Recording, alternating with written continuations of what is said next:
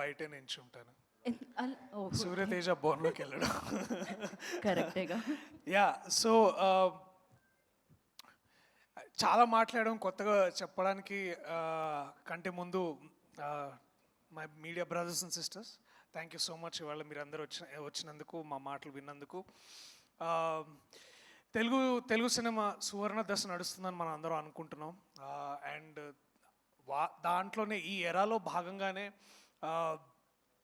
We have somebody like Nani అన్న whose empowering such cinema. And ఈ సమయంలో ఇలాంటి నటుడి మధ్యలో ఉండి వారితో పనిచేస్తూ వారి దగ్గర నుంచి చాలా ఇన్స్పిరేషన్ తీసుకొని అలాగే అన్న బ్యానర్లోనే మళ్ళీ సినిమా చేయడం, ఐ థింక్ నా అంత లక్కీయెస్ట్ పర్సన్ ఇంకొకడు ఉండడు. అండ్ పూర్తిగా ఆ విషయాన్ని గ్రహించి అర్థం చేసుకొని అంత గ్రేట్ఫుల్గా ఉన్న సమయం నాకు ఇది.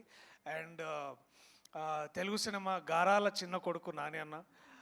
అండ్ ఇట్లాంటి వ్యక్తితో మేమందరం, అంటే నాకు తెలుసు, నేను ఏ రోజైతే నాని అన్నకి కథ చెప్పించినప్పుడు ఆయన నాకు చాలా భయంగా ఉండేది.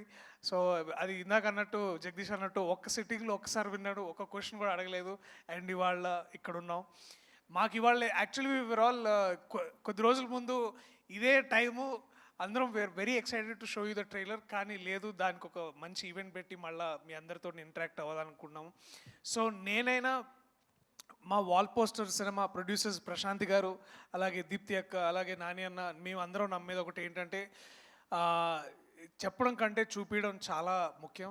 అది సరిపోతుంది, చూపిస్తే సరిపోతుందని మేము నమ్ముతాం. సో కొద్ది రోజుల్లో కొత్త టైం టేబుల్తో మళ్ళీ వీల్ ఇంట్రడ్యూస్ ఆ ట్రైలర్.